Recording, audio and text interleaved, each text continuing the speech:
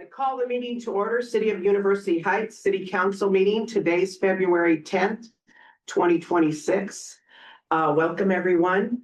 I call the meeting to order. All five council are present. And first order of business is approval of minutes. I'll do them together and see if there's any changes. Is there any objection to approving the minutes of January 13th and January 27th? Hearing none, the minutes will be approved as sent to you by unanimous consent. Then we'll go to public input. Would anyone from the public like to speak tonight? Okay. I didn't have anything electronic. Thank you, Mike. We'll go on to, we'll go straight down to city administrative report. And Troy, you have a lot of things that we're going to discuss, and you're going to introduce our guest tonight. Sure. Thanks for skipping to me, Mayor. As I was going through the bonding process with Maggie with Spirit Financial, I had some questions about what we were permitted and allowed to do with funds that we received that we were holding before actual spend down. Seemed kind of silly to me that they just sat someplace and that we didn't at least earn some sort of interest on that. We had a conversation during which she pointed out that University Heights, as a League of Cities member, had access to the Iowa Public Agency Investment Trust, or IPAT. And she said that she had a good relationship with Paul Cruz of IPAT, and that many of her clients and then other communities in Iowa City and in this area have worked with IPAT and specifically with Paul. So she made that introduction. Paul and I spoke. It was very, very informative for me. It was a relatively short conversation, maybe 10 or 15 minutes. And I asked Paul if he'd be willing to come and just give that similar presentation to council so that we know this service that is available to us. And I think that we probably want to avail ourselves of it. And the mayor allowed me to invite Paul to present tonight. So I present Paul Cruz with IPAT. Thank you. Thank you, Paul. Yes, I'm Paul Cruz with PTMA Financial Solutions. And I was telling Mayor Fromm, I said, I've been doing this since 1992. I was the first person to market the Iowa Public Agency Investment Trust. And so I've been around. I've been to a lot of city council meetings, boards of supervisors. We have a sister company called, or sister fund called ISJIT, the Iowa Schools Joint Investment Trust. So Iowa City Schools, well, every school district in the state has passed a resolution to utilize ISJIT. But what I want to talk to you about again is IPAT, and I'll pass that one that way and this one this way. But I'm going to give you just a little overview of the fund. It was started in 1987. The schools fund was started in 86. IPAT was started in 1987. The Iowa League of Cities, the Iowa State Association of Counties, and the Iowa Association of Municipal Utilities got together, those three associations, and they said, what can we do to offer our membership an investment option? And that's exactly what it is. It's an option. Passing the resolution, and I've got the resolution with me. It's basically, as somebody makes the motion that you pass it, and once it's passed, the city of University Heights is a participant in the fund. You don't ever have to invest, but once the resolution is passed, you're always set up. We manage the fund, we market the fund, we do the administration. U.S. Bank is the custodial fund.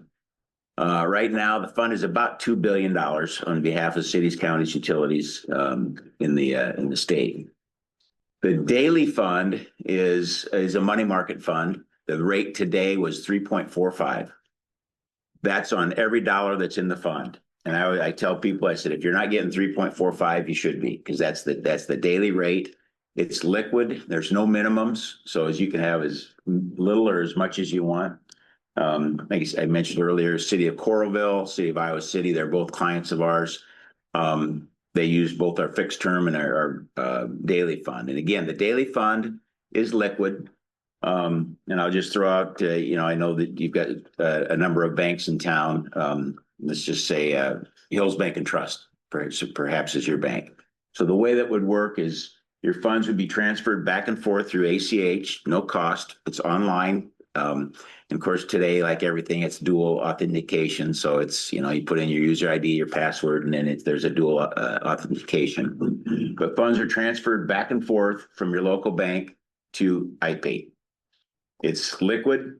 So as long as we know by 3 o'clock on the day, and you want it back in the city the next day, it'll be there. So as long as 3 o'clock is the deadline, the next day is the settlement date. As I mentioned, today's 3:45. You can have as many accounts as you want. Again, if we're talking about bond proceeds, usually we'd have a capital account or a bonds proceeds account. But I said the city of Colfax has, I think, 16 different accounts, and they've got each account is maintained separately. Interest accrues daily, and then it automatically goes into the fund at the end of the month. So it automatically rolls into it. I mentioned Colfax. I think they've got a sewer account, they've got a police account, they've got a library account, they've got a parks and recreation. So again, each account is maintained separately.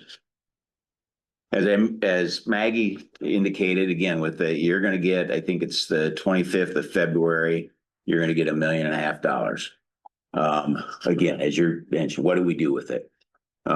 What we would provide is, and we would work probably with, if you have an architect, I don't know what the project is, or architect or a construction manager, we would match the draw schedule to the investments. We think, again, whether it's a CD or a treasury. So what we would do is we'd get that draw schedule, and maybe you're going to need, say, 100,000 in April. So we'll set it up with a CD or a treasury that would mature in April. And then there'll be a blended rate. I just did one this morning for Muscatine Power and Water. I think the blended rate was about a 3.65. So again, longer rates right now are a little lower than actually the daily rates. But that's kind of it. Again, it's passing the resolution. It would enable the city to invest. Doesn't require you to. One of the things that we do is we offer CD rates through the banks that we work with. So we work with about 300 banks across Iowa. And so if you want, you have a CD that's maturing, we'll go out and we'll get, maybe it's the People's Bank in Council Bluffs, maybe it's Bankers Trust in Des Moines. Hills Bank is one of our banks that we work with, but again, if that's your bank, we're not going to contact them. You guys are. That's kind of it. Like I said, it's an easy, it's a money market fund. We invest in everything that your city can invest in. So it's made up of U.S. Treasuries, agencies, and Iowa Bank CDs.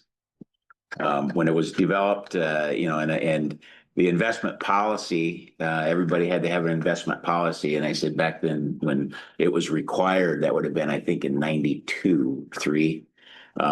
We wrote the sample investment policy, which included IP. So most everybody that if they use the sample one has that in their investment policy. Questions? Again, I know I've thrown a lot at you, but again, passing the resolution would say that the city can invest if they want. Usually it takes about 2 or 3 days once we get it set up.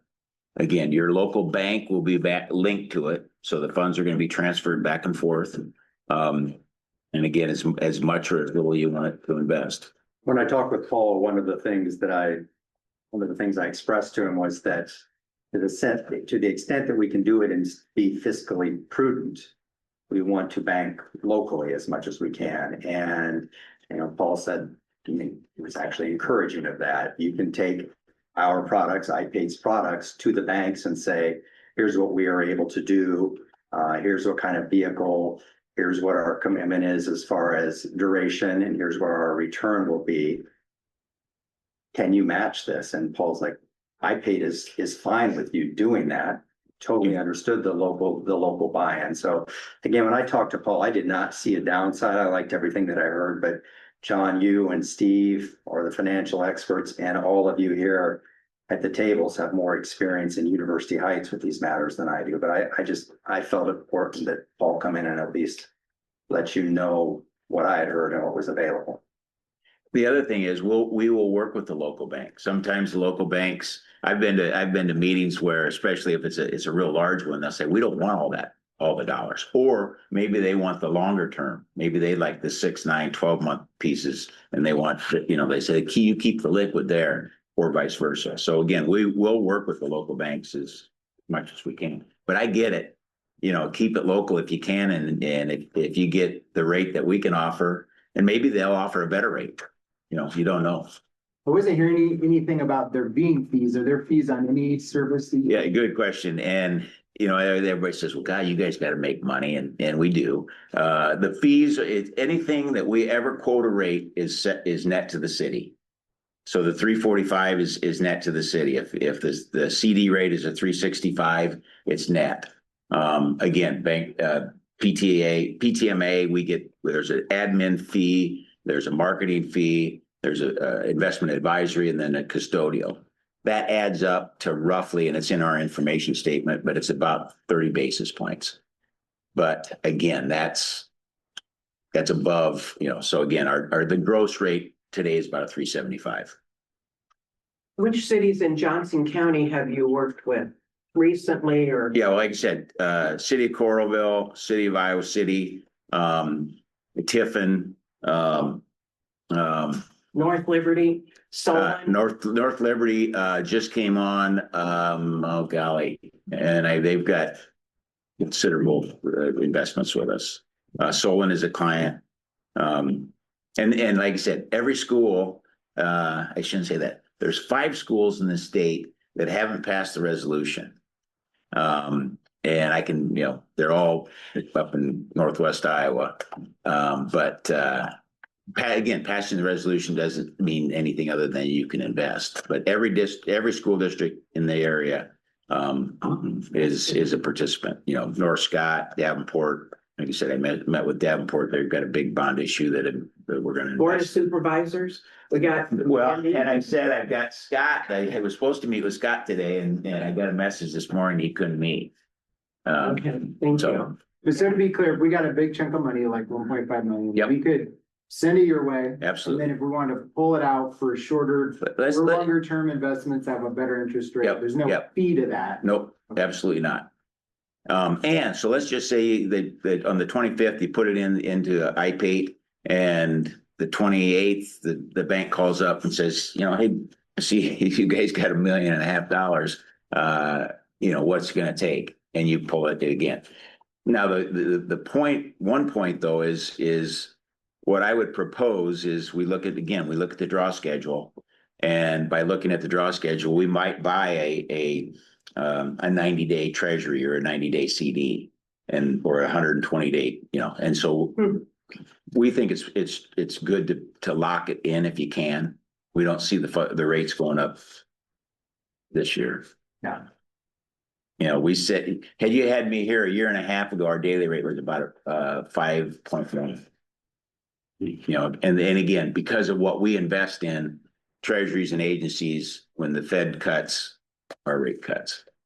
But chances are the bank rates go down as well. And as both Maggie and Dorsey reps, and then Paul reiterated when I spoke with him, whatever we bond for needs to be kept separate from whatever we earn on that money. And that's when he also talked to me about Colfax. Colfax basically treats their different accounts like lines in the budget, which I also thought was very interesting to do, just keep it segregated. So what we would do is again, assume if you passed and we'd set up maybe it's a 2026 bond account, and that's where those dollars would be maintained. So, and then again, if you have a general account or operating account, library. Any other questions for Paul? So you're gonna continue to work with him. Yes, unless And there's some reason not to. Our city treasurer is John Brown, right here. So there used to be a You'll see John his name. Brown that was at it was a treasurer somewhere else. Probably Harper's Ferry, yeah. Okay, was that you? No. Okay. So what I'm gonna do, and I always tell people, I said that I'm gonna head back to I live north of Des Moines, so I'm gonna head back now. But if you have any questions, I know you've got my number. Yes. And it's always one of those, once I leave and it's like, God, I wish they would have called asking that. Call me up. I got, It's on your page too. yeah, exactly. Yeah. And yeah, the other piece too, did that go around this one, reasons to pass? Yeah. And that was, it's been, well, probably during COVID, it was the Benton County Solid Waste Commission I met with. And after I got finished and the chairman says, Paul, is there any reason why we wouldn't want to pass the resolution? And I said, I can't think of any, but I said I could come up with a few ideas. So I did, that's what these are. So again, it's gives you an idea, again, the benefits of how it can help the city. And passing the resolution doesn't mean we have. Does nothing more than says you guys, it might be 5 years down the road.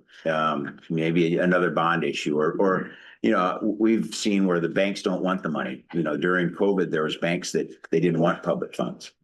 And I said, North Lynn School District, I remember Carrie Payton called me and she goes, I need to move 3 million out by the end of February. And they had an iShit account and we set it up and moved it. So there's times when, maybe property tax. I know Story County puts everything in their iPaid account during property tax time because they know what rate they're going to get and they don't have to worry about taxes, bank limits. So I'll leave this. This is the resolution. So again, if you pass it again, to your point, you don't need to invest. And maybe it's just a library account. It's one of those deals where, there's accounts that at a bank that maybe they don't pay interest. 345 is not too bad today anyway. So. Appreciate your time. Thank you, Paul, Driver. for coming Stay in person. If That's you ever very get, nice of you. Thank you very much. if you ever head back up to the McDowell's, or straight west. Here's the thing. We have family that grew up in the same farm area of Iowa. Yeah. Appreciate it. Nice meeting you all. Thank you. Thanks. Thank you so much. No. And then we'll go ahead and go back to Steve's first consideration of resolution number 2607, since this one is really. There's an application on each of them. You bet. Thank you. So 2607 is the next resolution, next step in the process for the general obligation borrowing. Thanks. The council has approved a preliminary official statement, had a public hearing, authorized publication of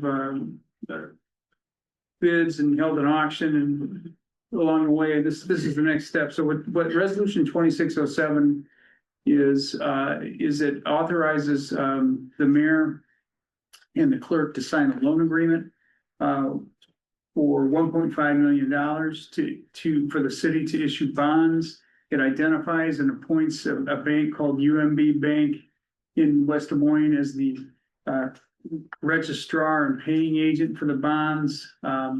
It incorporates a whole bunch of language that is required for to comply with the IRS regulations concerning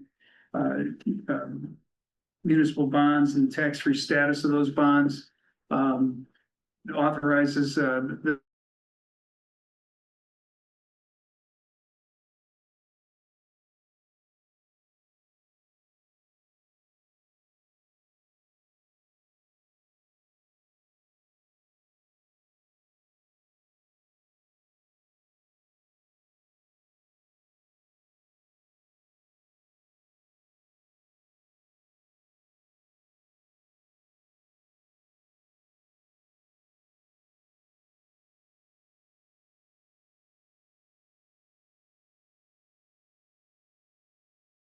bond, First consideration of ordinance number 258.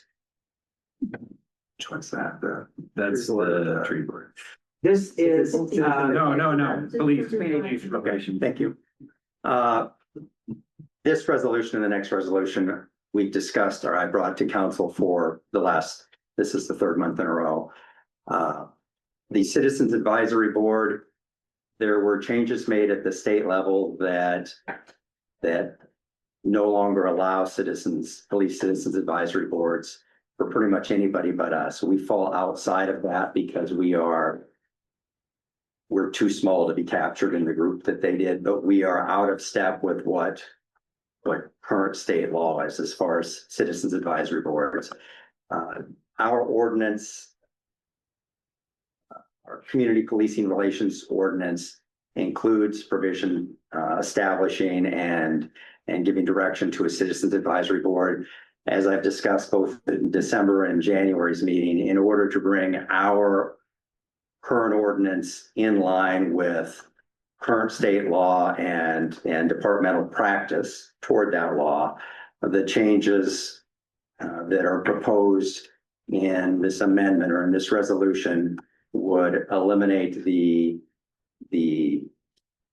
functions, the establishment and functions of the Citizens Advisory Board. It would still leave intact the other substantive part of the resolution that specifically prohibited at a local ordinance level any sort of bias-based policing, and it would still require the police department to continue to check or continue to gather data points on police contact, on officer-initiated police contacts, so that if issues were identified in the future, that it was to our benefit or anybody's benefit to go back and look at those stats. They were available. Again, we want to try to maintain as much transparency as we can. I'm not interested in stopping to collect those numbers. I want to do it and be in compliance with what current state practice is. So that's that particular resolution, if anybody has any questions about it.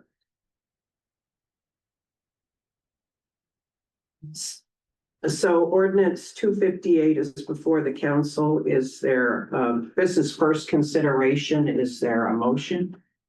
Motion by Doug. Is there a second? Second by McKenzie. Discussion. I would just say, I mean, I hesitate to get rid of this just because I think it's a thoughtful approach. At the same time, though, if we're not operating pursuant to it and we're not following what we set up, I know we haven't needed it yet, but it doesn't seem like we're ready to. That's a concern. Also, I defer to Kevin Sanders, not defer, but I take into account his feedback on it. And I guess in supporting this, I would just say that I'm also open if Kevin has other ideas, that he sees we could take to help further, our mutual goals. I think I would definitely be open to, hearing that through your meetings, or maybe I'll, have contact with him or something like that. So, yeah, those are my thoughts. Like I said, I thought this was a thoughtful approach. I get this is not kind of the way that people are thinking right now. And I hate to have a bunch of policies on the books that we're not following, if that makes sense. And to your point, Kevin and I maintain contact. We did the duty to intervene conference. I don't know, it's been several years ago now. He would like to do something like that again and continues to work closely with me and University Heights by extension. I also am reluctant to flush, if you will, any part of this, which is why I think it's important to continue gathering those stats so that if things change at the state level or the national level, and it is, again, the pendulum swings both ways. And if that ever changes, we still have all the data sets to be able to go back. We're not stopping the collection. We're not getting rid of the data that we have. We're maintaining the collection. We're just not doing the Citizens Police Board portion of it, if that makes sense. But yes, I think it's important that our practices match our policies. I don't think the state's asking us not to take data, are they? They're not. So we're still in line. Many of the other communities that have citizen police boards, that's their ordinance, and everything falls under that particular ordinance, and they have just stricken the ordinance. Some continue to collect data. I don't think Iowa City, for example, does. That's kind of the area of the state that we live in, and I think that it's important. Again, I want to be transparent. I want to be able to self-reflect and look in the mirror if there are issues that are identified, or just as a matter of making sure that we continue to do a good job. We have not had, since I came in 2019, we have not had a complaint of any sort of bias-based policing, which I think is commendable. So if we did, what would be the exact procedure for you'd have an internal investigation. Correct. If the person wanted to speak with the police chief, and sometimes in my experience in a former career, that wasn't always the case. They wanted to handle it outside of the police department. But they would speak with the police chief, and then even if they chose not to pursue a formal complaint, even if once the information is on the table, you can't just ignore it. So my expectation would be that the police chief would go ahead, regardless of what the person who was bringing this to light's final wishes were, that, hey, I just want you to be aware of this.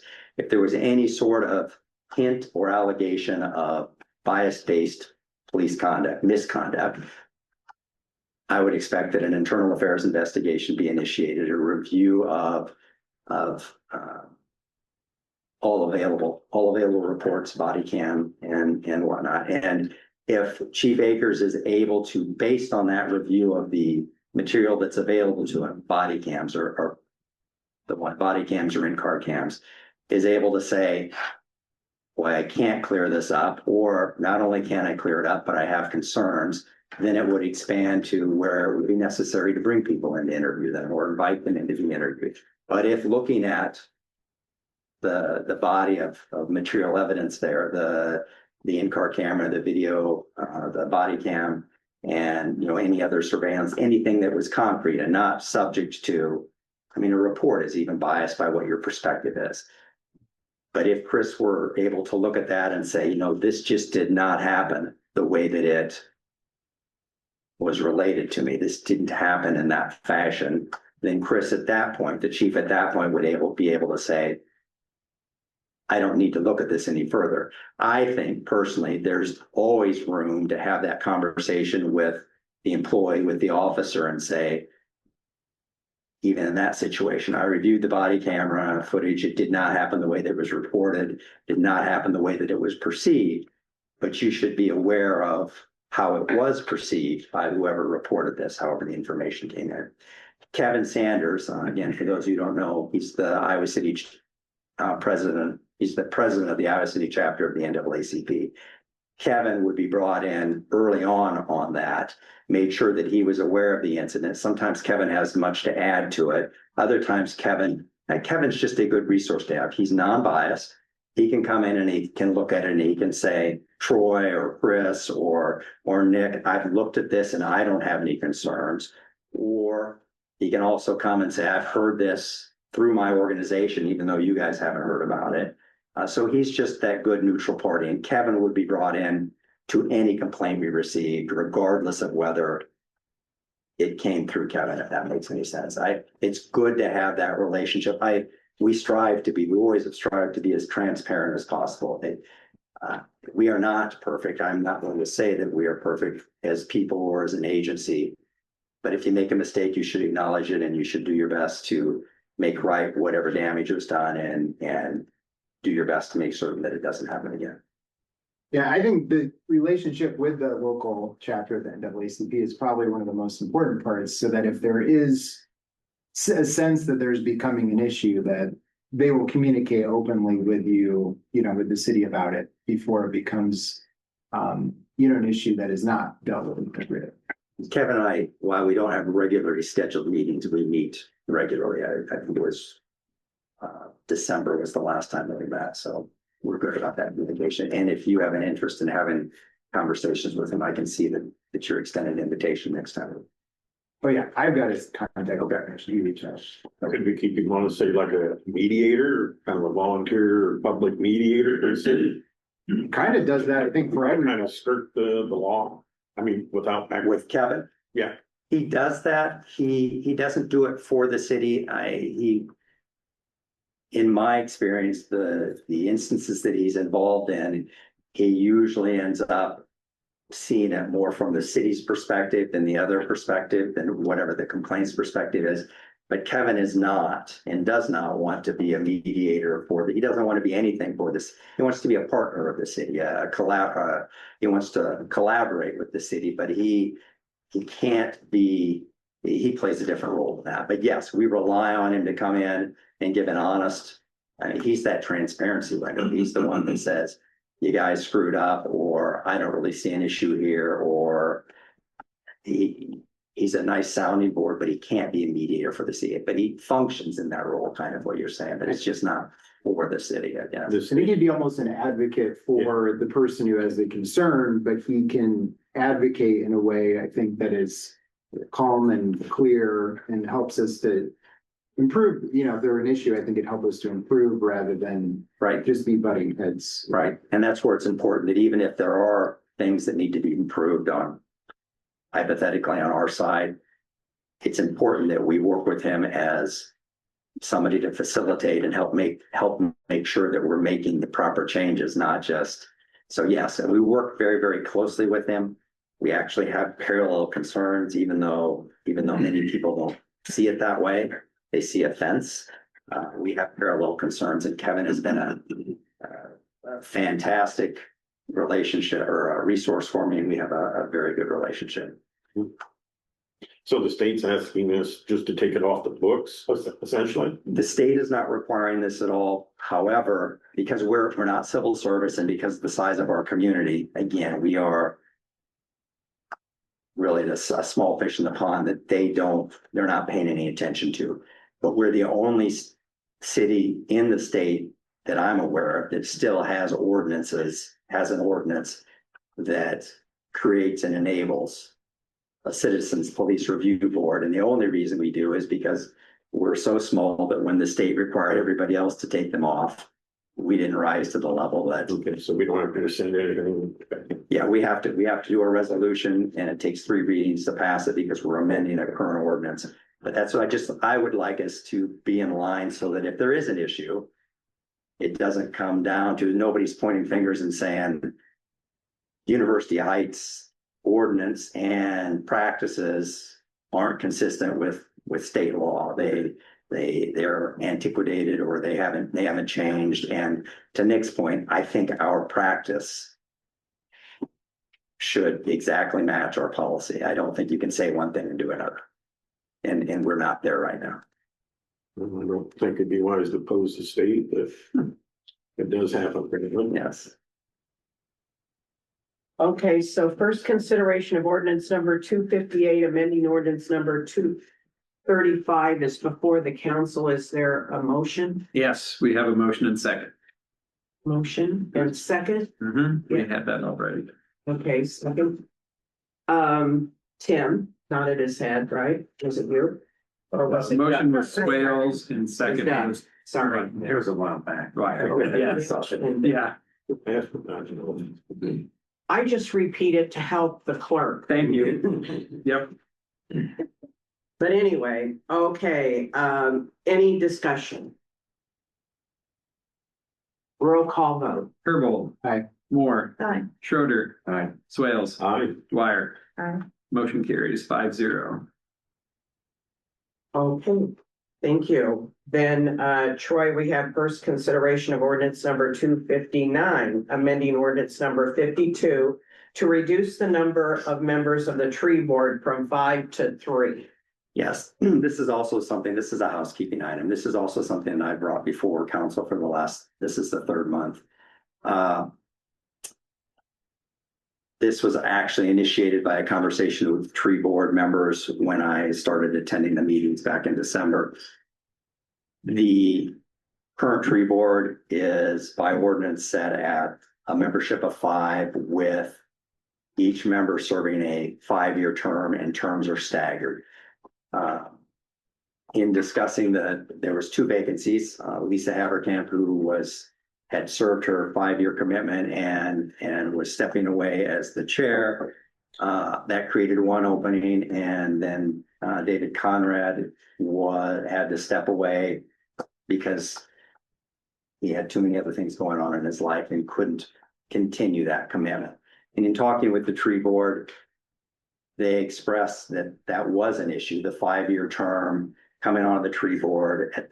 The tree board by ordinance only really has to meet once a year if they wanted to, and that is to do some review and update of information required by ordinance. But the tree board wants to, as probably most boards do, the tree board members want to feel like if they're giving their time to something that it's important and it's worthwhile, and they want to take as active role as they can. And because of that, and because they were trying to flesh out things for a while, that they were meeting every month, it was suggested that the tree board membership be reduced for ease of operation as much as anything, and that even more importantly, the term be reduced to 3 years.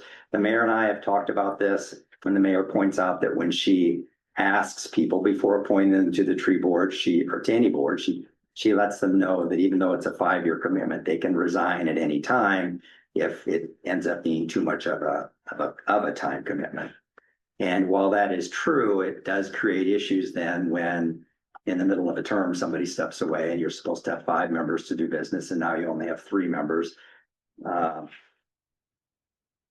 The board members felt that a 3-year commitment was easier to grasp and easier to commit to.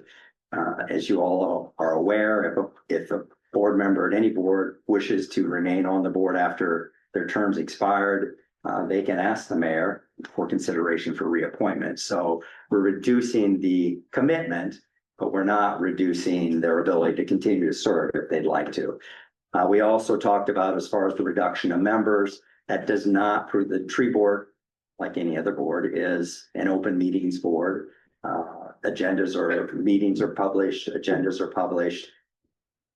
Just because there's only now, if you pass this a 3-board membership or 3-member board, doesn't mean that you still couldn't have 5 people or 6 people. Whoever was interested at that particular time in their life or that particular time of the season could still come in and participate, be present, and to the extent the tree board allowed them to participate. So this is really in response to a conversation I had initially with current tree board membership, and then the mayor.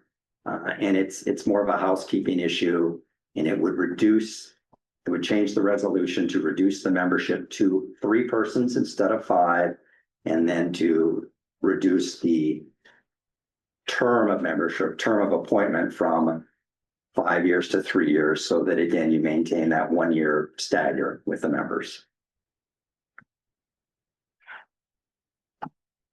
Yeah, this has been discussed a couple of months. Yes. And the council's looked at this a few months. So this is first consideration of ordinance number 258, amending ordinance number 52. Is there a motion? Motion. Yes, McKenzie. Is there a second? Second by Tim. So wait, are we looking at this? So it's 258, you said? 259. 259 It's 259. should be, that's a typo in the agenda. I said 8, didn't I? It's 259. 259. The other one was 258. Thank you. This is 259. Amending ordinance number 52 to reduce the number of members of the tree board from 5 to 3 and 3-year terms. Staggered 3-year terms. Okay, and we have a motion by McKenzie and a second by Tim. Any further discussion? Well, so maybe I'm not looking at the right version. Does it reduce to 3-year terms? So, the one that was circulated did not.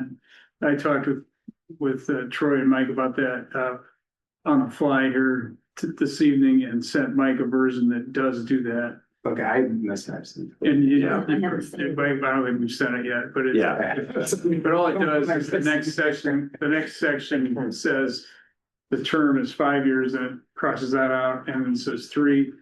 And then there's several sentences that talk about the initial board, provided however, that for the initial board, there'll be 1 member that has 5, 1 member that has 4. That makes sense. So you can Okay. stagger them. We just got rid of that because we already have the I board. trust you did the drafting. Yeah, no, With it not being in here, I was very. Understood. Yeah. No, I support this. I think that not only, does the 5-year term seem really long, but I think that could discourage people from even talking to you potentially, Mayor, if they're like, whoa, I don't want to sign up for 5 years, even if they knew they could drop off early. So I definitely. It's always been a challenge, Nick. Yeah, no, I support making this more manageable for people, because I think people want to fulfill terms, right? People don't usually want to sign up for something if they think, oh, I'll just quit, partway through. So Yeah, you said the same thing. I appreciate your work on this, Troy. I support this. Okay, any more discussion? Okay, roll call vote. Moore, Aye. Schroeder, Aye. Swales, Aye. Dwyer, Aye. Herbold. Aye. Carried 5-0. Thank you. Troy, do you want to continue with your? Sure. Couple items I just want to make sure council's aware of. I did circulate a report yesterday. It was early for me. Winter weather items. Probably all of you are aware of it. I wanted to make sure you knew that on February 2nd, Stella started taking water on in their basement at trickle, and originally they thought it was something internal. It became clear that night and the next morning, Tuesday morning, that it was more than just a trickle and something internal. It took a while for Iowa City Water, or they responded right away. They were on top of it, but it took a while to determine where the water was coming from. They had to bring in a specialized person and equipment from, I think it was Kansas City. And they eventually located the break on Melrose and the 1200 block of Melrose. It did create an outage for some people, but the repair has been made. There's a pile of gravel on the road there now, but I just wanted to make sure council was aware of that. OUP South and North HOA. This is relevant for you to know as both the city, and because it will affect the city in a special assessment. The siding has been an issue. Primarily, this is about the siding has been an issue. The pressurized ash siding and the stain.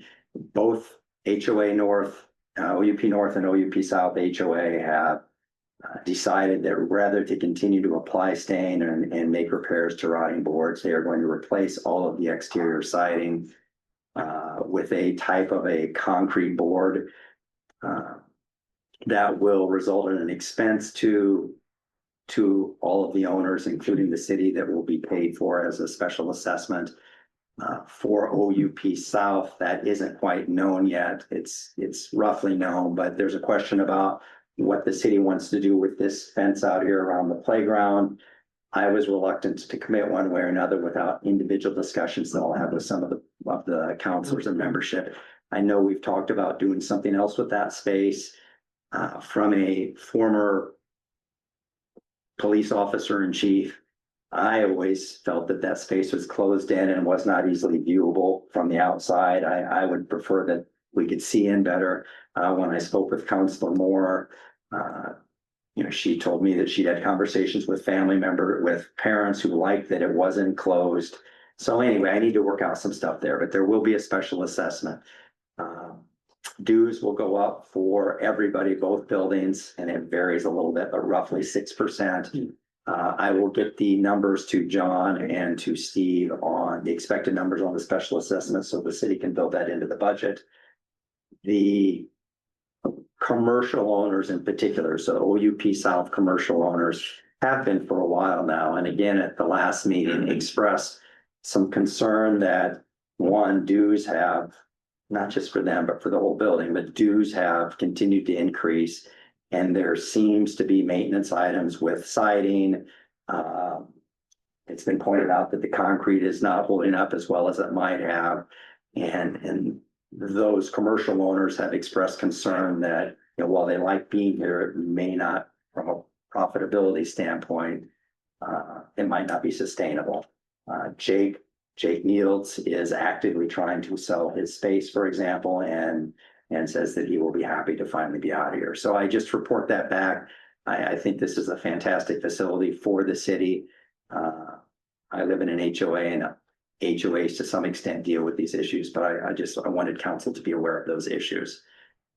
Swisher Track Trails, again, you approved the contract last time. We got the amended contract. They agreed. They had no issue with any of the suggestions that our city attorney made, and city clerk has that for the mayor to sign tonight.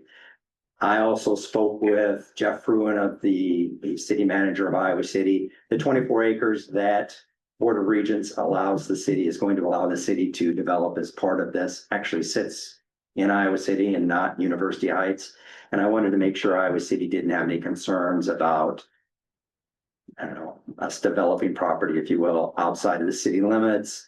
any liability issues that might go with it. I know we've talked about various fundraising to possibly include naming of the trail system or even individual trails. And Jeff and I had conversation over 2 days, and we said after discussion with their city legal, they have absolutely zero issue with us developing it. It's not owned. It's not property that's owned by University Heights, nor is it owned by the city of Iowa City. It's owned by Border Regions. And anyway, I just wanted to make sure everybody was aware of that because that's come up before. Tree board, we are moving forward. They are moving forward with a spring event. I've told you that before, the spring hike in University Heights Swisher Track with District Forester Mark Bitosh. The date on that has changed. If you've already put it on your calendar, it is now May 30th at 10 a.m. Again, it's being organized by the tree board as part of the criteria for designation from the Arbor Day Foundation as Tree City USA for University Heights. LRS, our refuse and recycling. There are a couple issues with unpicked up items. It happened that Counselor Schroeder was one of those. LRS was super responsive once I was able to make contact with them. One of the issues that we've run into is that their call taking center is not in Iowa, and sometimes they have a hard time locating where we are and who's responsible for it. Tim informed me tonight that in his conversation with one of the LRS representatives, they're opening they're changing their call center And more localized call centers, so they'll actually know that we're part of their system. to try to be more responsive directly to both community members. And I think that's all I had that I wanted to touch on. Do you remember, I wasn't at that OEP South committee last week. Do you remember what the city's increase or city's portion of the siding was? I do not. That siding, and it really wasn't until after the meeting when I looked at it, that's a chunk of siding out there for this building. So it did increase the cost significantly. I don't remember what our breakdown, commercial spaces will pay by the same formula that we break down everything else. So it's square footage that it will be divided up among square footage from all the commercial spaces. It won't be that's the city's fence to take care of. That's part of the siding. So in my conversations with the other board members, specifically with Kevin, if the city chooses not to do the siding out there, that reduces everybody's costs because however many square foot of siding that is doesn't need to be done, and that cost doesn't go into what needs to be divided up. The problem with that is then what happens with it? If we remove the fence on one extreme, if we remove the fence, then the city, I don't believe, should be on the hook for removing the fence if that's being done as part of the siding project. Or do we potentially say, look, you're taking off lots and lots and lots of siding from the building here. There has to be a pile of good wood somewhere in there. Can we, not we, but can the HOA store that and make repairs to the fence out here ongoing?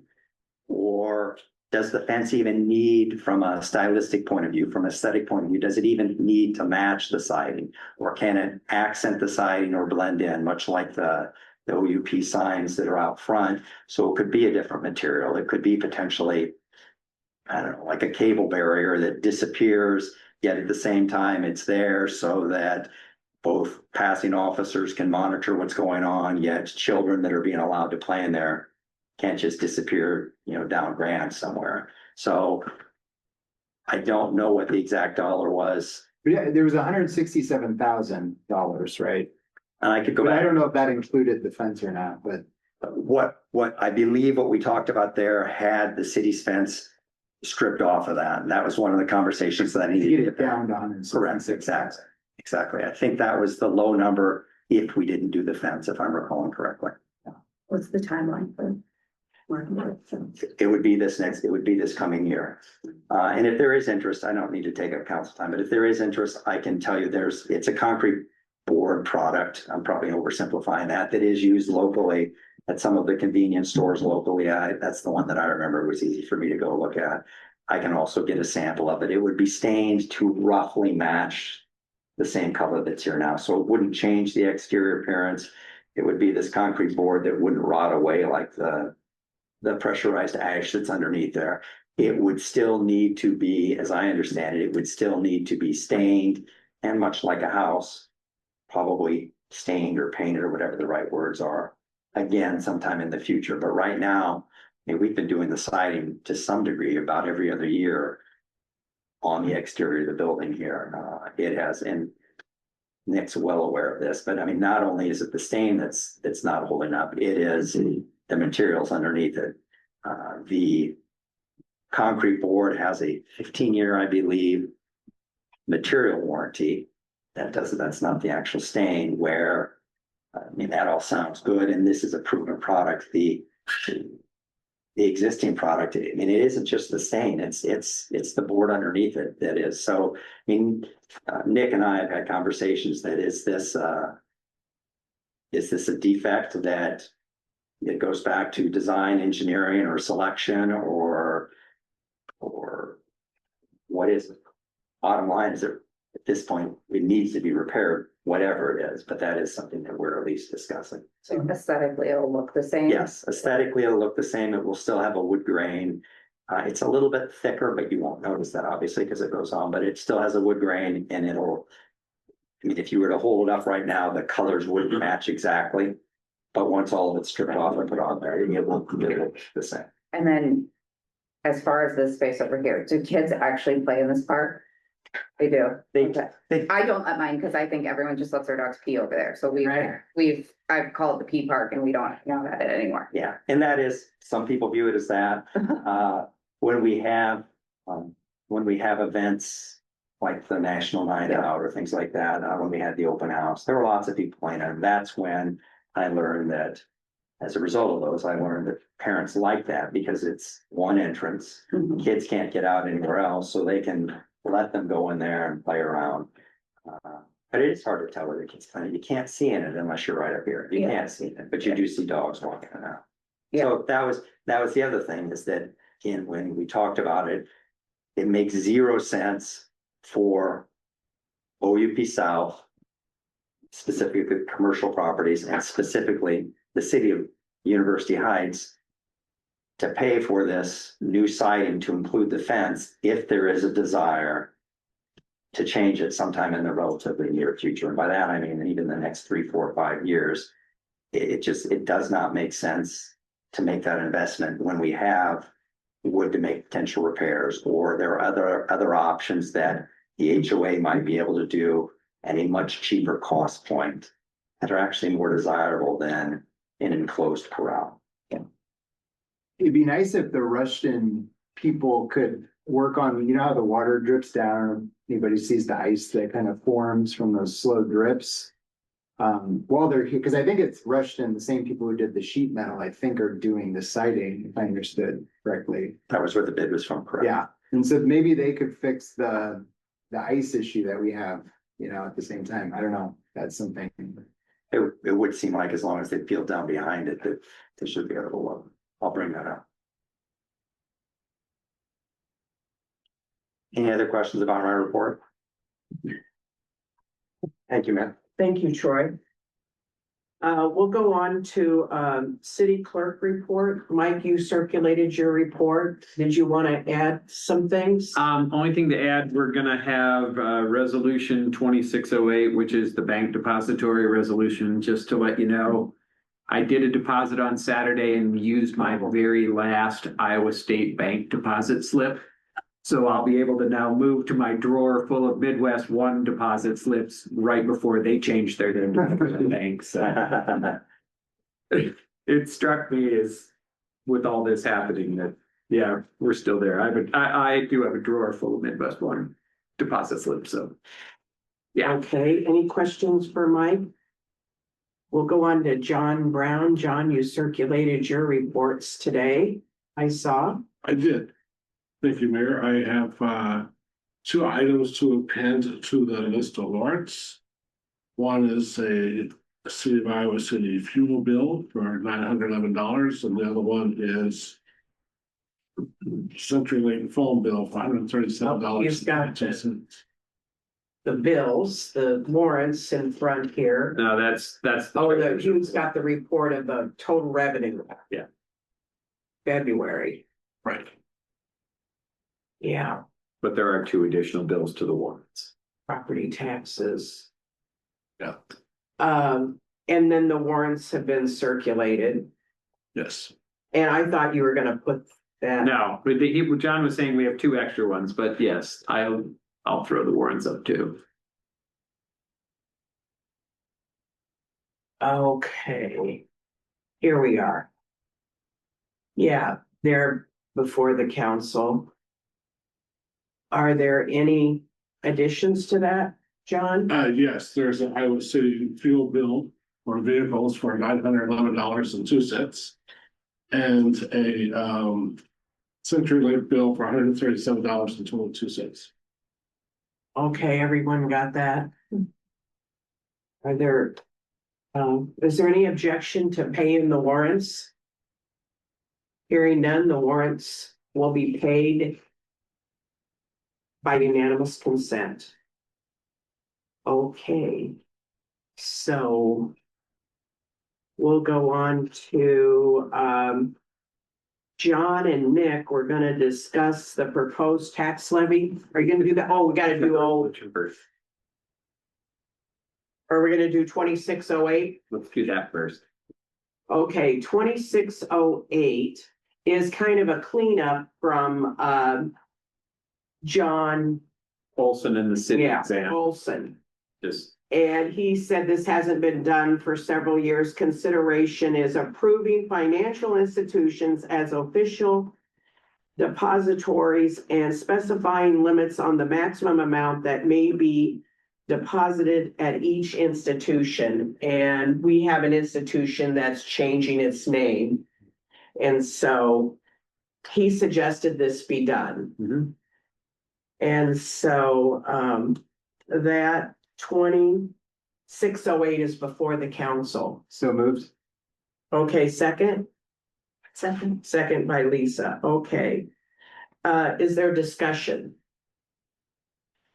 Yeah, John does. Sorry, I just want to point out that with a cap of 500K, we are currently currently exceeded that, have for some time with one financial institution. That's something we might want to revisit. The institution is changing its name. And they've also, I would kind of say, less user friendly as far as ACHs and what have you.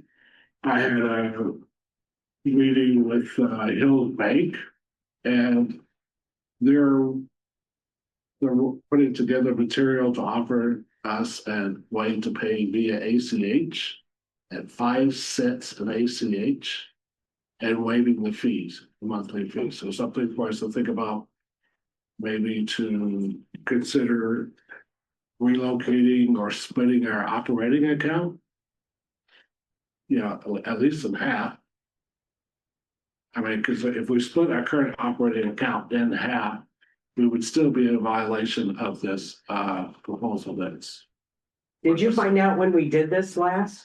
I mean, did you just happen to see it? Cause I just said, it's been a long time. I just realized I see this resolution for the first time, I'm sitting here kind of gobsmacked, I'm like. We could cut our operating account in thirds and still be violating this, so that. I just want to say, we've got quite a bit of money at Midwest One, so. Mayor, you and I have talked about West Bank. I don't know what we have there, but. No, it has a big list here, so We see that. any additional questions before we? Steve, are you gonna give some back? Well, I was gonna Yes. say, I don't pay attention to so much the balances. I appreciate that comment. I mean, the council would, I mean, you may amend before you vote on this, you can amend those amounts to make a 2 million instead of 500,000 in each institution. All it does is it says this is the amount that we're authorized to deposit. Mike, would you do me a favor, pull up my treasurer's report? yep, You know. yep. I guess Yeah, my no, thought, I think this is a great resolution. I just want to be forthcoming and say, Sure. Yeah, we're gonna pass it and, scroll down to the bottom, we've Yep. got 1.6 1.6 million Midwest One. So like I said, we cut that in thirds, so we're still in violation of this. So, I'm all for moving things around.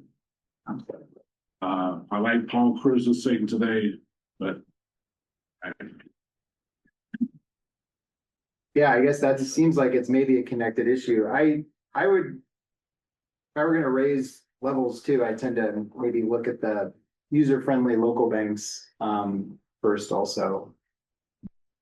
But I guess I would propose that we amend. And I don't know if maybe all of them to $1 million. I don't know if that makes sense. But why don't I just make that motion to move to, Yeah, except I think we already have over 1.5 million in one of them. I mean, you could move that though. We could, you can make a $2 million amount, doesn't mean you have to go put that much in there. Doesn't mean you have to put any. Yeah, I exactly. guess, is there any, I understand like FDIC insurance and with separate accounts, but do you have is there any other reason not to put too many eggs in one basket, I guess? Is there? no, there's definitely is, and from sitting on some of the boards with nonprofits, I mean, they have this in some of their bylaws. It's just not having all your eggs in one basket, especially getting different financial times. You know, if somebody makes some money out of the bank, we still have liquidity at other banks. And I think we need to look at it from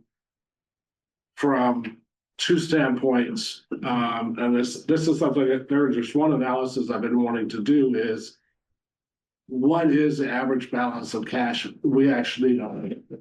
Because this has always been bugging me. We still have all this money in the operating account and it's not sitting. It's not earning, bang for a buck at, different institutions. So I think that we need to establish what is, the cash flow. What does the city need for cash flow regularly throughout the year? And, and timing that, let's say with the spring and the fall when we have the influx of cash coming from the property and stuff. So we need to establish this basis, we should always have maintain our operating fund, between this amount and this amount, give or take, which would ebb and flow of, some money's coming in and our various expenses. And then we have this other money that we say we're going to invest for future use. We stagger that in different banks, and then we also stagger it in different accounts, not because it's in different accounts, but for the timing is different because you want to hedge, it's like you always want to do something like a mixture of like a 6 or 9 month CD and then maybe like a 12, 16 month CD. So you're hedging, you're not, because you're never sure where the rate's going. It's a good smart play. So I think that's analysis that I need to do is say, this is the operating level between minimum and maximum we should always attain. This is the amount of money that we could probably just comfortably invest in various financial institutions that are listed in this resolution. And also iPay, possibly, which is not listed in this resolution. So I think it would be a good time, and I think as a council, if they want to, let's say, come up with a mill and I need to shed some funds, I think it would be great to maybe I could get with Jordan Barrett and his manager at Hills Bank, the consultation with, you Mayor and Troy. We can go ahead and move some money over there to establish an operating account. We start taking advantage of the ACHs. We don't have to sign checks anymore. 5 cents an ACH, that's far cheaper than a check that often gets lost in the mail. I mean,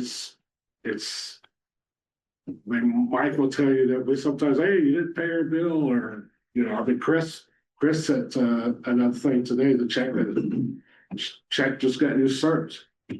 So it strengthens our payment system. So I think this is a great opportunity, and I thank everybody for the time. And I guess from a staff perspective, I think recommendation would be that, again, I think our practices should match our policies.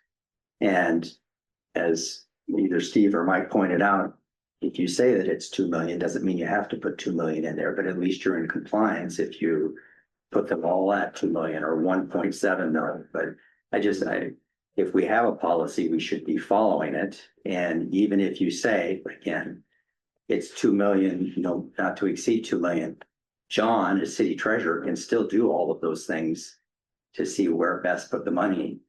But we're in compliance while we're doing it as opposed to being out of compliance. So, I mean, I guess from a staff recommendation, I would say we should adjust our resolution to bring us into, so that we are compliant with it.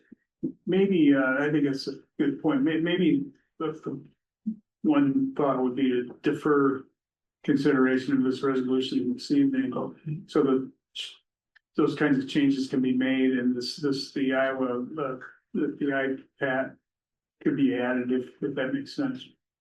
It's not, the city's not in any jeopardy, whether this is that tonight or not, right? So. And we got another 1.5 coming, so it's. Sorry, this. I guess, yeah, I think that all makes sense. I do think there's maybe some wisdom to not putting all our eggs in one basket, but I also think there's some wisdom to not having it so spread out that it's additional work for staff. So, yeah, I would be in favor of deferring and hearing what you think about, and maybe moving some to Hills in the meantime. Do we have anything that's limiting us from going to Hills right now? No, they're on our. No. I think Hills is a solid institution. And I got something in my pocket that I'm gonna whack them in the back of the head with. It's an industry thing. It's like you set up a CD and then it seems like their letter, part of it, I didn't say a better top job when the CDs expire. You get the letter, oh, your CD is about to renew, and now that it renews, automatically renews at something like 0.3%. That kind of thing just infuriates me that we couldn't get, and I got an apology out of Jordan because that happened, and that's why we had moved some money to another institution with better rates, because it just automatically renewed at 0.3.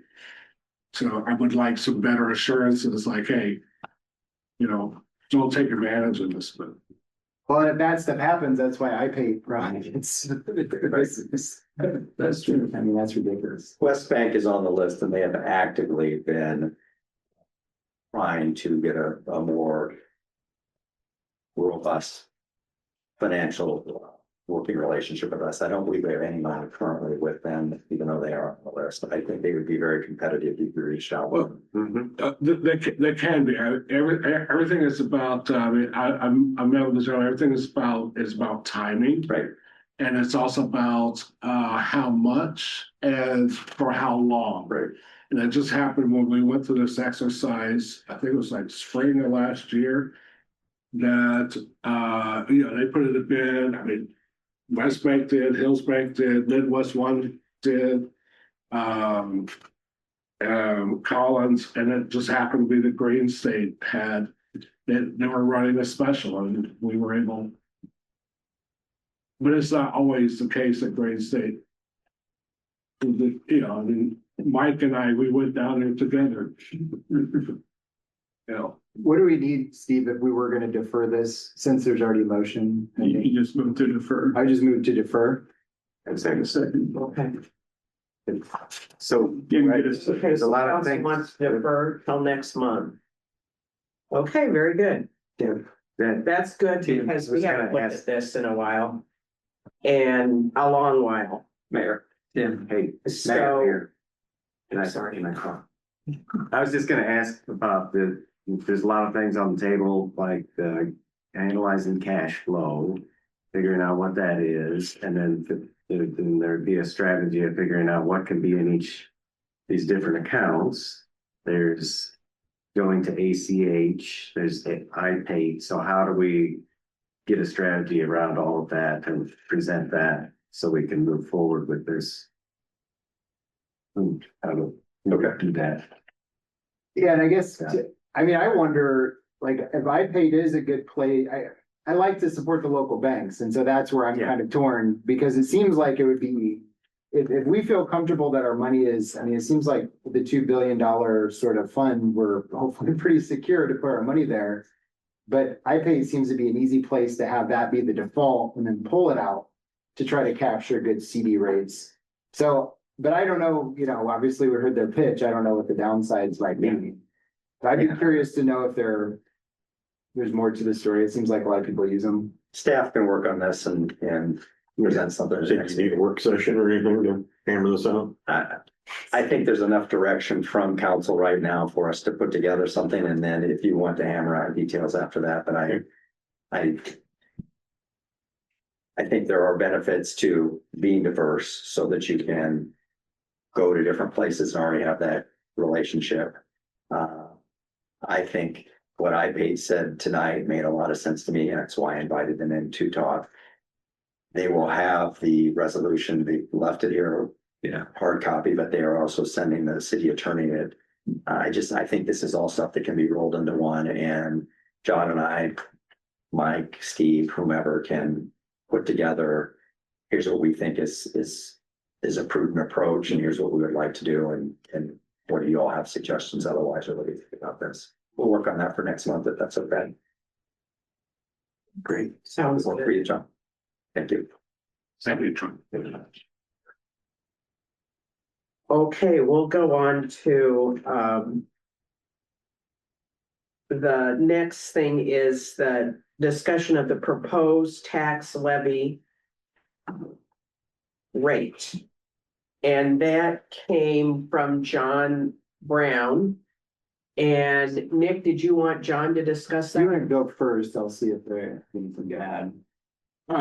Sure, I mean, something new for this fiscal year, upcoming fiscal year is we have the new bond issue. We're gonna have about, say, 201,000 in principal to pay on the new bond this year. So Steve Poole and I figured it would best way to attack that new principal payment would be to use lost funds. Instead of having, because we currently don't have a separate debt service levy. So to avoid, reigniting that, we could use availability of the lost funds. I mean, it's already mandated that half of the lost funds have to go towards property relief, tax relief. And we're doing that. So by taking what we can, and there's a little bit of rollover from previous fiscal years to take care of that bond payment. That does alleviate a debt service levy, but there also is lost funds that we don't have. We're covering other things that we've done in the past years. The current rate is about 60 cents more than what the rate it was last year, but it's still under what it was 3 years ago, 2 or 3 years ago before we had lost. So it, compared to 3 years ago, and compare the property tax rates are not going up if you look at it in that perspective. But they are going up from fiscal year to fiscal year. But that was Steve Poole's last strategy, was to push the lost over to cover the debt service and not have a debt service levy. Yeah, I mean, I guess this is where the council has potential decisions, right? Because we learned last year that the state government has kind of ratcheted down our ability to levy. And so we last year felt like our hands were a little bit tied in terms of what we could levy. But now we are, as John pointed out, we are borrowing money at the same time that we are getting lost funds that are supposed to in part go to lowering taxes. And so, John, tell me if I'm saying something incorrect, but basically what's happening, instead of, how the lost money is lowering taxes right now is by preventing there from being a debt levy, where there otherwise would have been. Correct. So, the point is we are not raising taxes as we would if we were levying for the debt, which is something we can do. We're not restrained from levying more to pay the debt that we're taking out. But that's gonna take cash that we'd otherwise have on hand, otherwise have to do things in the community. So these are kind of fundamental taxing sorts of decisions for city council to make. The current default makes sense to say, well, why don't we just use this income we have coming in to not have a debt levy? But I just want to make sure that is crystal clear to council that this is the decision that we'd be making. We're still, as John said, we still have cash on hand. We still have the bond money coming in. So I don't think it really ties our hands in terms of how we turn around and use the bond money or the cash on hand that we have, which is significant, as we've talked about. So I don't, unless the city council wanted to add a debt levy, which we could do, this seems to be the obvious choice. And then when it comes to the rest of the levying, that's where our hands are kind of tied anyway from the state law, right? Well, it's great. The levies also need to coincide with the budget. We can add a debt levy and like, oh, okay, that's another 200 grand. Well, okay, where is that going to be in the budget? This is us being good fiscal stewards. We have our budget where we expect, and we don't necessarily need all this extra loss for fluff for the city. And we're just going to apply it to the debt service levy, so we have to pass it. But I think that also is applicable if we do decide we want to do something in town. I don't want people, the council to feel like their hands are tied to not do anything because we're using this money to pay this for what otherwise would have been levied through the debt levy. I guess that's my thought on it, is that we're not tying our hands, we're just not bringing in more tax revenue right now where we could. Correct. And we're about 66 cents, did you say, a little more than Around last 67 year? last year, but it's still under than what it was three Because it years was ago. 10. It's 11.11. 11.118. Yeah, but if I go to, And the year before, we were even higher, so we're lower than 3 years ago, yes, Mayor, I'm pulling that, up, from what I can tell. brought that with. I think we're pretty good. 3 years ago, we were 11.8, if I remember correctly off the top of my head, so we're still. The question I had, in case anybody else has this question, I didn't know if it was disingenuous to say we're using 50% for property tax relief when we are paying a levy, we're just avoiding a levy that we weren't paying before. You know what I'm saying? So that I didn't seem like from the response that was a problem, that was disingenuous. The certified property tax for fiscal year 25 was 11.83. 26, so we're much lower than 24, 25 was 11.83, 11.59 the year after that, so we're sitting pretty good. Yeah, it's good. And this is kind of our worksheet. We'll see how it keeps shaking out here. I know you and probably Steve Cool worked on this a long time, and maybe even Nick worked on this formula. Thank you for doing that. And do you have anything else you want to add under finance? Okay, very good. Thank you. We'll go on to community protection, and Chief, you circulated your report yesterday. Yes.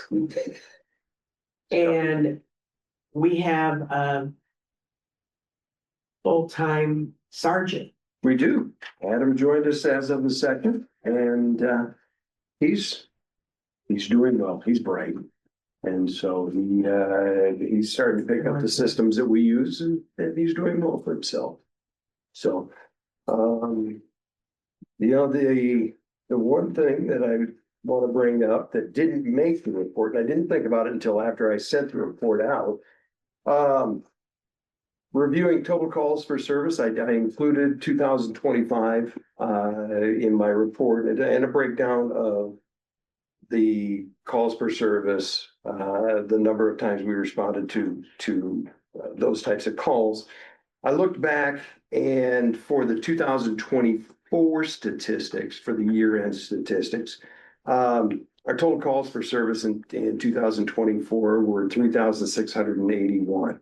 So we're almost double what we were 2024, which would bring concern, except for the most significant ones that we're the most prominent calls for service that we have are going to be extra patrol requests, assisting other agencies, house checks, community involvement, school checks, running radar down by the schools, and the school crossing guards. So all things that are generally positive for the community.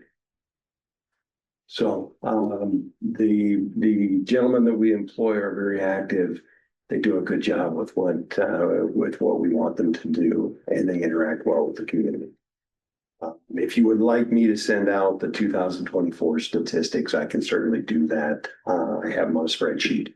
And if you wish, I'll send them out either later tonight or tomorrow. So, any questions? Nice. Mackenzie, did you want to add some things? I don't have anything. We're working together well. That's good. Yes, ma'am. Thank you so much.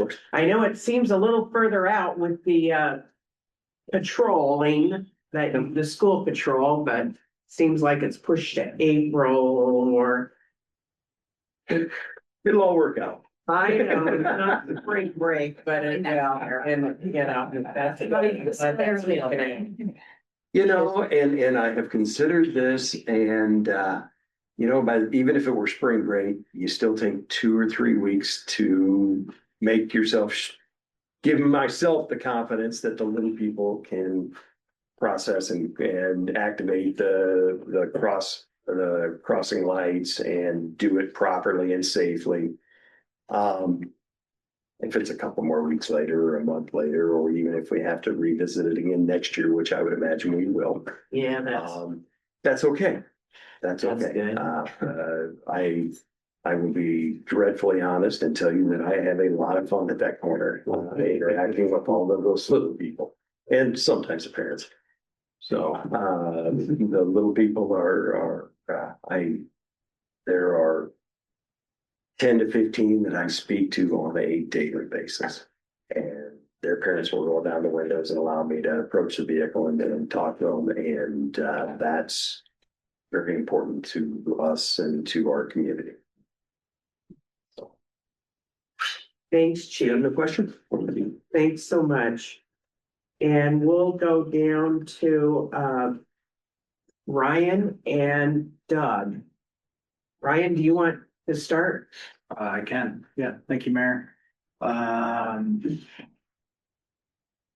We've been doing, I won't go into a lot of detail. We've been doing a lot of things in the background for Melrose Complete Street Project. There's a report from Blake Peterson included in my report. Meeting with Paul Moore a couple more times, trying to follow up with some city decisions items there, the right of way work that Tim Greenwood from Steve's office is working on, getting those easements and acquisitions, offers and appraisals sent out, and discussions with those property owners is ongoing. Utility coordination, all those items, we're working through those items this last month, and we'll continue in February and March. So the MS4 storm sewer permit is just something for our new council members that we do every year. We submit a report to the DNR, which just has some summary of storm sewer work and inspection work and reports that the DNR requires of us as a city.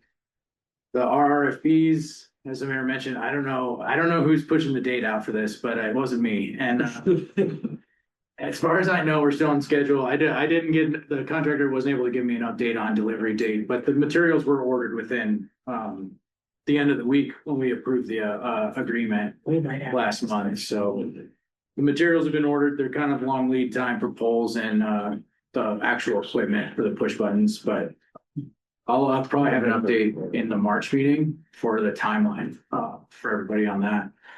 There was, I'll bring your attention, there was an invoice from City of Iowa City for the right-of-way permit. Just reiterate, the east half of the intersection is in the City of Iowa City's limits. So we were asked to obtain a right-of-way permit from the City of Iowa City in order to install that RRFB sign post. So There's a new pole on Kozer that's not being used. well, we might use that someday, I guess. We'll see. Yeah, it'll probably look exactly like that one too, when it's here, so. I'm gonna leave that one in case the city ever wants to do something else with it on the Kozer one. Melrose Avenue, panel replacements is a project that was in the budget last year, for the current fiscal year. This project's been kind of a difficult traffic control setup. So I've sent some sheets to the mayor and city administrator to review that. It's gonna involve a detour on Melrose Avenue. This would be between Sunset and sort of the curve, or essentially Kozer area. It would be patching the pavement that's not going to be replaced with the Melrose Complete Streets project, so that the pavement's in good condition when we strike bike lanes. That's kind of the main focus of that project. City of Iowa City's wastewater last summer in coordination with Highland Drive project, they mentioned that there's some sanitary work they may want to do and actually reconfiguring some of the way that their lines lay out on Melrose around the George Street intersection. So we're likely looking at a bigger impact there at that intersection with the dead end cul-de-sac than we would have initially expected. So I'm waiting for some feedback from Iowa City to confirm the scope that they'd like to proceed with. The sidewalk inspection program will issue the quotation documents. Most of that's pretty well ready to go. And that work is planned. I'm going to set the contract up that the work cannot begin until June 8th, which is at least the original Iowa City end of school year, the first Monday after school is done. And the work could be completed before school starts in August. So 20AD agreement. Troy and I met with City of Iowa City Public Works and Streets Department personnel last month to review some proposals that we sent back to them on a 20AD agreement items. This is something that City of Iowa City wanted to hash out again, or kind of formalize an agreement for all streets and signs and traffic signals and detailing out who's going to maintain or be responsible for what when it comes to a cost standpoint and repairs, particularly where our boundaries are not a clean line straight across the street, just like at Sunset and Hillcrest, and the right of way is down the middle of the street. So the city council approved a resolution to sort of share responsibilities for snow removal. I believe that was 2019. And so that's been working well for City of Iowa City. And so they're just kind of trying to expand on that agreement and sort of also just refresh the snow removal agreement. No changes planned for snow removal though. So. Does Iowa City have any, have they been planning any signs for the motorized scooters and electric bikes? Or is like that on their radar at all? I know there was an article in the Press Citizen. I feel like I'm gonna hit one of them every single time I'm at the stoplight there. Is there any talk about them putting in signage closer to the hospital with it? And would we do anything? I haven't talked to them about that. I'm not aware of City of Iowa City doing that, but I have not reached out to them and asked that question. I know Nick has mentioned this concern to me, particularly for the people that live on Melrose on our Overwood sidewalk stretch. It sounds like they have issues. I think particularly since the university's put this new parking lot at the old athletic Yeah, club for building. sure. With people parking, employees parking and using those electric scooters. When Nick mentioned it, I was wanting to get with Steve and Troy and police chief to discuss what are other communities doing about this, and so. I would just be curious, because like the Press Citizen article had that obviously there's way more ER visits and hospitalizations because people are getting hit on them. And a lot of it's kids, but it's not kids in the morning, and I just didn't know if maybe in talks with the city there, with Iowa City, they're looking at.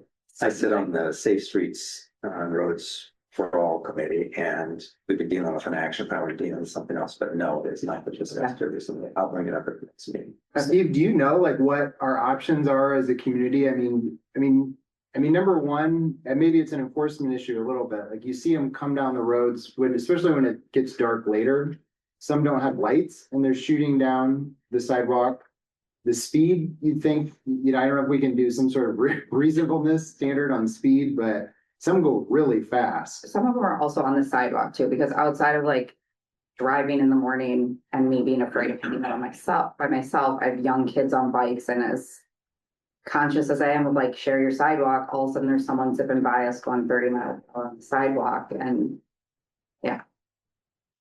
So I think the city has pretty significant flexibility in terms of, regulating use of sidewalks, certainly speed, requiring limited, lighting. I haven't investigated it, drafted an ordinance, but I don't know if there's anything that prohibits the city. Well, I would be in favor of if, you looking into how to slow them down, make them, I guess part of it's too, like you're saying, I don't know who yields to who, and little kids on bikes and scooters going 30 miles an hour. I really don't know what's supposed to happen there. I mean, we've been hearing about this since, I think, 2018, when they started being an issue with, especially people in OUP trying to walk out in the community and then feeling like they're getting, buzzed by these things. So they're really efficient ways to get around. It's just a question of, what we can do to make it more reasonable. Did you have a draft ordinance, or was that just a proposal? Oh, no, I'd be curious to know. I mean, I've looked at what, 2018.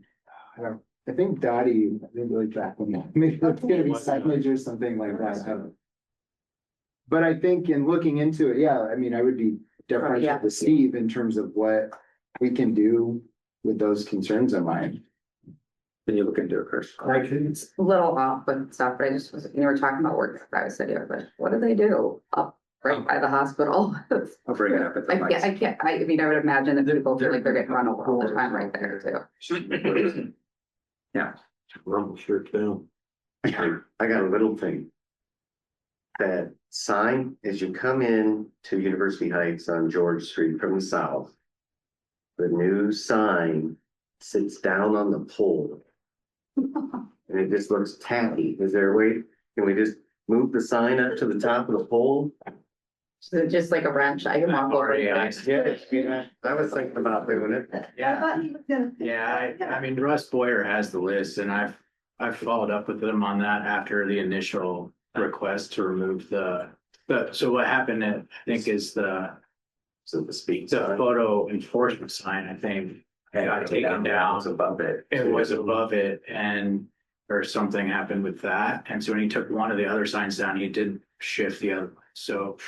I thought we gave him a follow-up list that said, hey, please shift these, with some more detail to that, but I can just follow up with him. I know he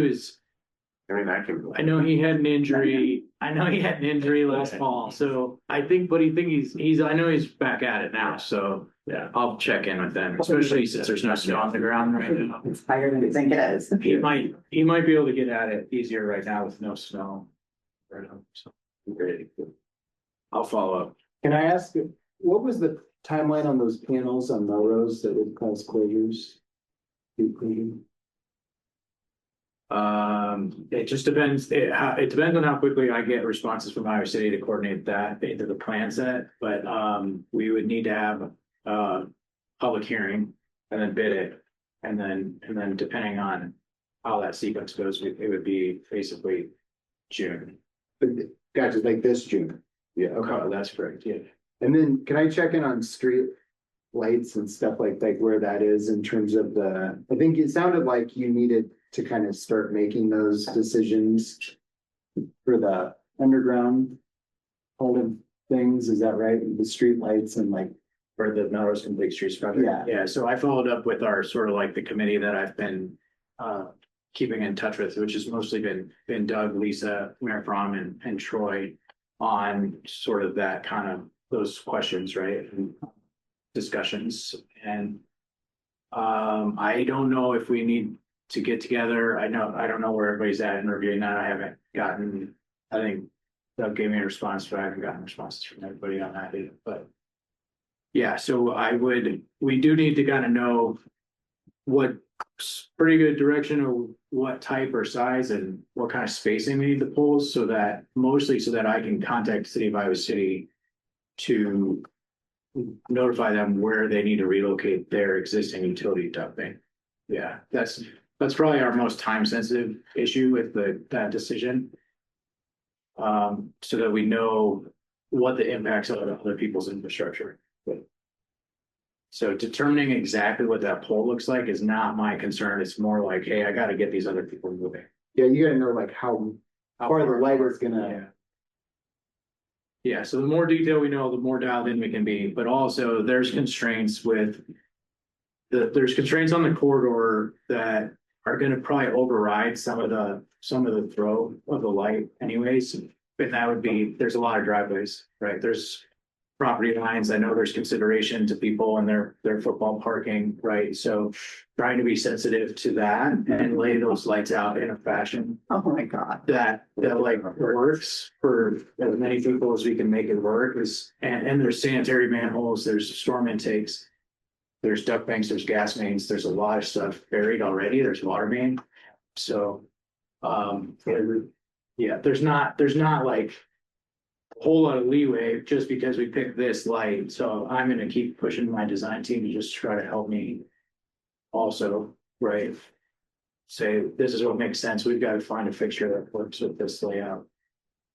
Unless the city wants to make a drastic change to what we've been talking through so far. This The is like, style of light. it's like so minimal importance, but I would love if we could do like street flags on the poles and like wreaths, Christmas wreaths and stuff like that. And I know that that's not of importance, but I think the neighborhood would really like that too. I have a few neighbors that like want to bring luminaries back and I'm like, I don't know how I feel about that. I don't know, I want to be out on Christmas Eve lighting luminaries on my full corner that I have, but yeah, but I think it would be nice to have that so that it, makes us distinct. And then also around the holidays or certain things, 4th of July, we can do flags, all of that stuff. Nice. Yeah, it is such a talked about issue that it would just be nice to know what like when you really come down to the measurements, like what are the options really, it sounds like there's a lot of restraints that are gonna limit what we can do. Anyway, we have the city feedback, from the open house, and I know if that's holding things up, it would just be great to get as much buy-in as we can. I'd be all on board with like making street signs super bougie and old looking and everything, but I don't think everybody wants that, so. I guess as far as what they look like, I'm not trying to insert myself. The feedback that I reviewed again and I sent out to our committee folks, like a recap summary of sort of what the feedback was that we received. We didn't get a lot of people writing their opinions down on the lighting specifically from the open house, but those that did generally, I'd say the consensus was that they wanted a more classical, historical feel to the lighting.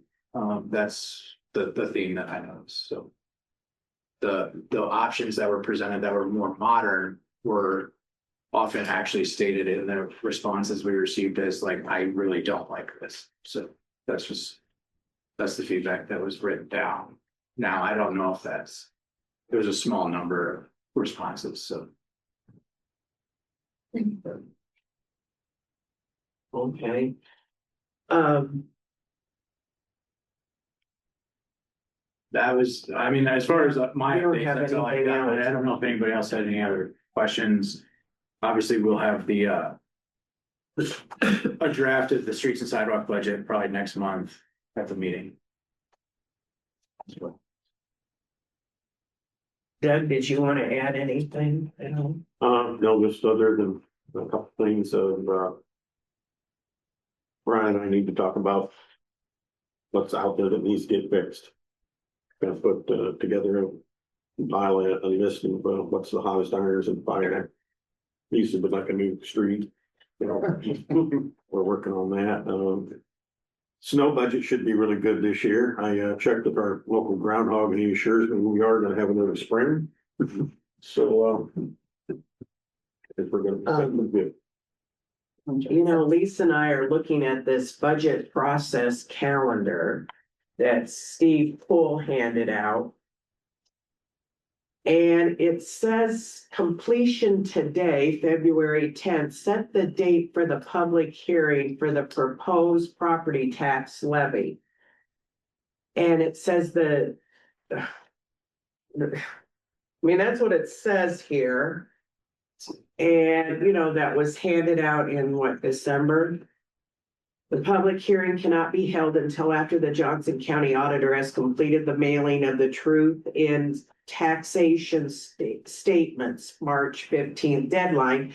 And we're supposed to have this public hearing March 31st. So we don't have that as an agenda item to set a public hearing. Now, you know, this is that paper. I mean, are we gonna have to hold a special meeting? I just want to get some clarification here.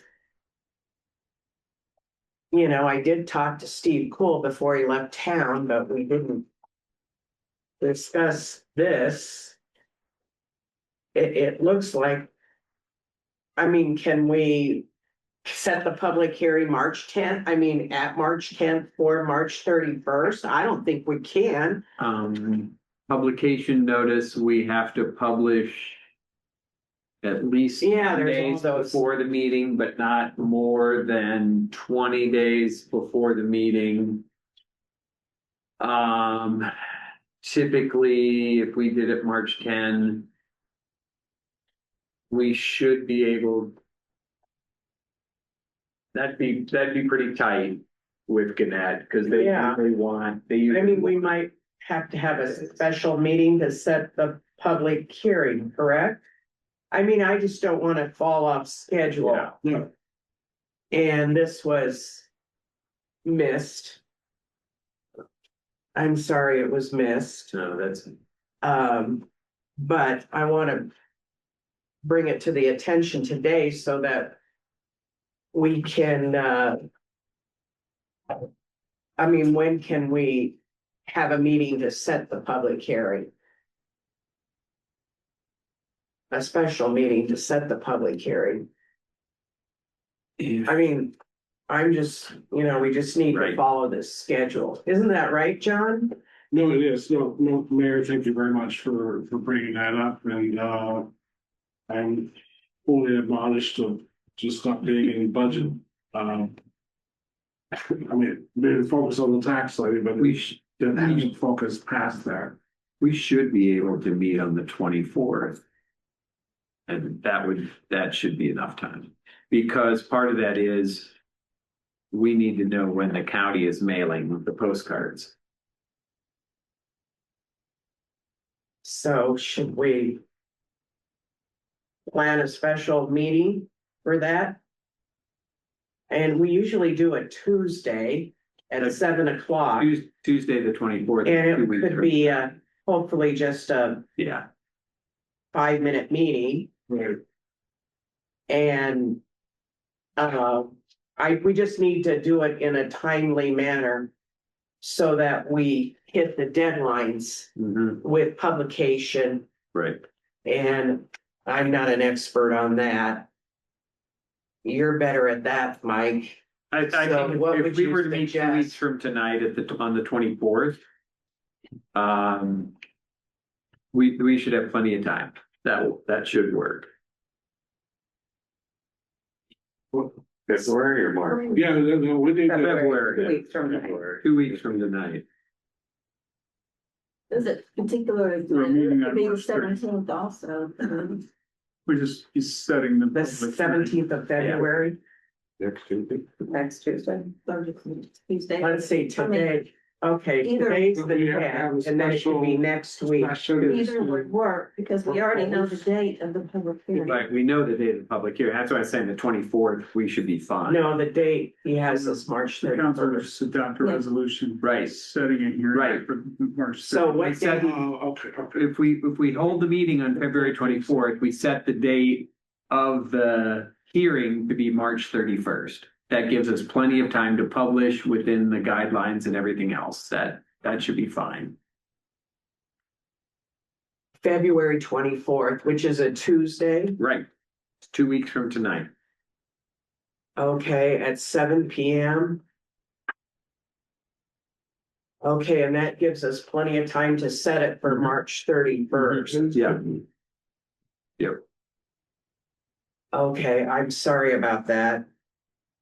But good catch.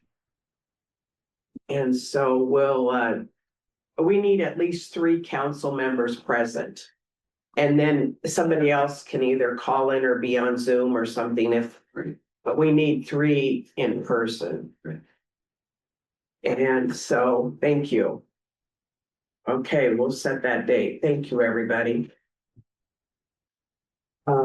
So we went through that and Doug, and then did you have anything else, Tim, with your building zoning and sanitation? You were No. working with LRS after that? So those are like. A week and a half. The home week mattresses. Did it sit out there for a week and a half? I got complaints about It was wrapped in plastic. Oh, my goodness. Okay, and then Lisa, you sent your e-government report. And, we do have to think about cleanup day a little bit. Cause I know, John, you're on top of the cleanup day, and you had what time was it last year? You had put in my notes somewhere. I think it was April 22nd or Maybe. it was May? Yeah, we did May last. I don't know. I was looking at too many dates, sorry. We've been trying to have it as late as. You want it as late as possible. That's. So, Can I ask, were we under budget at all because of, I don't know, it seemed like the leaves didn't really fall at the right time last fall. I didn't know if we. Oh, you still mean- cost the same for those pickups, like if we could do more pickup in the spring. I don't know, it seems like there's a lot of. oh, Did we yeah, miss I that the think leaves fell really late and you kept Yeah. pushing back Well, and it's my not. husband sucked it up not even that long ago again. I mean, there's just leaves, right? We need to really look at, that's what I was thinking, the leaf. Yeah, the leaf day was something like April 7th. April 7th last year. But we're supposed to have a pretty good spring, so I don't know, but. That sounds right. I mean, people get Yeah. back from spring break and it's kind of. Yeah. They're all really nice enough to get stuff there. Yeah, that's like, that might be good, somewhere right in there. And then I was thinking the cleanup day with the dumpsters and all of that, and that's in May. I just wanted to bring those up because you brought them to my attention and I went, yeah, we need to check those dates. And if anybody has suggestions, say those dates. So thanks, Lisa, for keeping everybody updated on the water issue, lack of water issue. And all that, and Troy. So, then, any questions for Lisa? And then, announcements. I guess we're having a special meeting on February 24th at 7 PM. Any other announcements? Is there any objection to adjournment?